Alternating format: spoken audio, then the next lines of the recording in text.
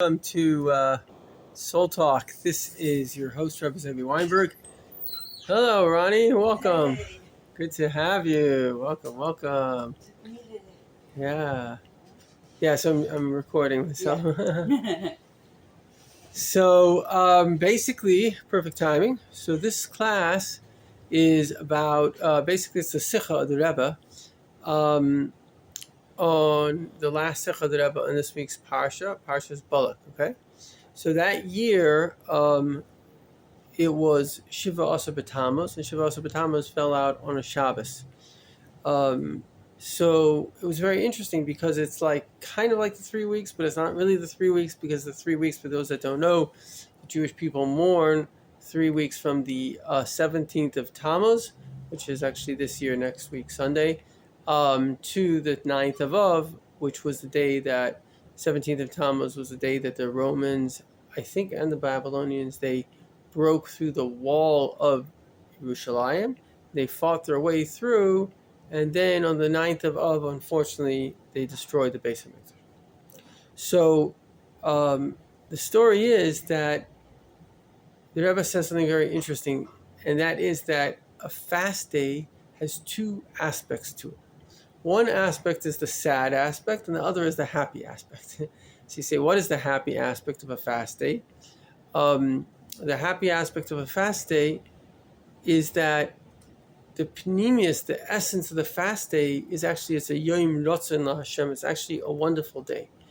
In other words, when Hashem had Yerushalayim surrounded, and even the walls breaking down, there's an inner truth, an inner reason. For example, if a healthy parent grounds their child, right?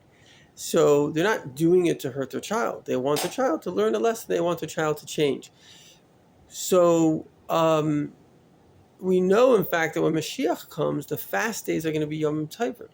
It's brought down that Shiva Asa B'Tammuz will be the first day of Yom Tov, and the 3 weeks will be Chol Hamoed, and Tisha B'Av will be the last day of Yom Tov.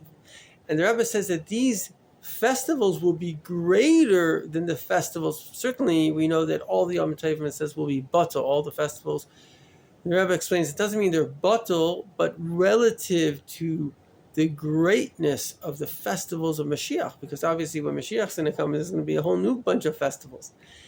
And a lot of those might be the very fast days turned to joy.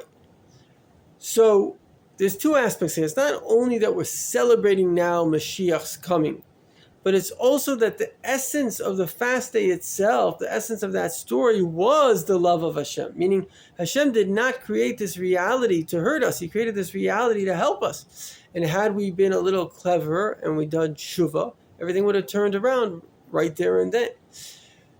Tshuva means repented. There wouldn't have been any negative. There would only be positive. I mean, the essence, I guess, in a certain sense, we're still in that boat, right? What would tshuva be for us? To love unconditionally, to serve Hashem unconditionally, unconditional values as opposed to conditional values, right? That's something that, what? Yeah, and that's something that we all have to dedicate ourselves to. So, in conclusion, the idea here is that the Rebbe says, so when the 17th of Tammuz falls out on Shabbos like it did that year, what we're dealing with is actually the positive aspect of the fast day. So right now, and the Rebbe says even more than that, we're coming up to the 3 weeks, particularly now that we're so close to Mashiach, we don't have to look anymore at the negative, like the oiveh, Tisha B'Av is the happiest day by the Litvishes. You get to be mourn officially, and it's like lovely, it's like so joyous, But the truth of the matter is we're heading into Geula. And so now we're not even looking at the 3 weeks so much in the negative aspect of it, but in the positive aspect of it, we are heading into Mamash Geula.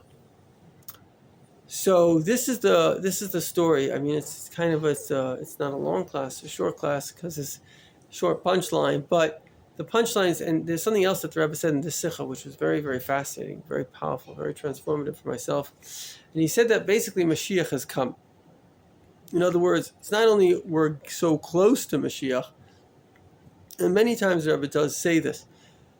So, of course, we have to have this in context where the Rebbe still, obviously we still need the base of Midrash, but Mashiach is here. We have the Rebbe, we have Eretz Yisrael, we have godliness spread in the whole world.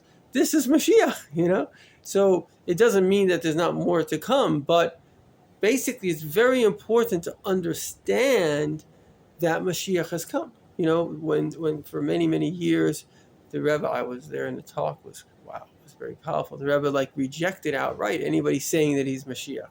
But in the end, that changed. And, without going on, I'm not going to be too lengthy, but, the Rebbe accepted it. In other words, and the Rebbe accepting is not a small thing, it's a huge thing. It's like Mashiach accepting that Mashiach has come, because it has to be the right time, right? It's a timing thing. Mashiach is much more than a person. Mashiach is an era. It's a change of human history. We're going from Gullus, going from darkness to light. We're going from, confusion and Goyim controlling Jews and Judaism being oppressed to Jews at the time that the Rebbe said that Mashiach has come. Basically was really that year, 1991, where the Rebbe says was a unique time in history because Russia allowed the Jews to be free. It was the first time in 2,000 years Jews were free to practice Judaism. So what do we see from this? We see that Mashiach is already here. And it's very important to understand this. Why? Because it gives us a lot more confidence, when you have that belief that Mashiach has already, I'll answer your question in a second, but Mashiach has already begun, then you're much more happy. The Rebbe even says the reason he's so into Mashiach is for simcha, because then you can be joyous. You can be, wow, Mashiach has already begun. Okay, yes, we got some problems, but the difference is am I in a world filled with problems and I'm hoping for redemption, or am I in a world filled with redemption and I'm wondering why there are problems? You understand? There's a very different dynamic there. That's why I think Mashiachistan are so happy, because they're Mashiach is here, and we're going straight to the base of Mikdash. We're not. We have to get our heads around this. That actually, this is what's going down. Yeah. What's your question?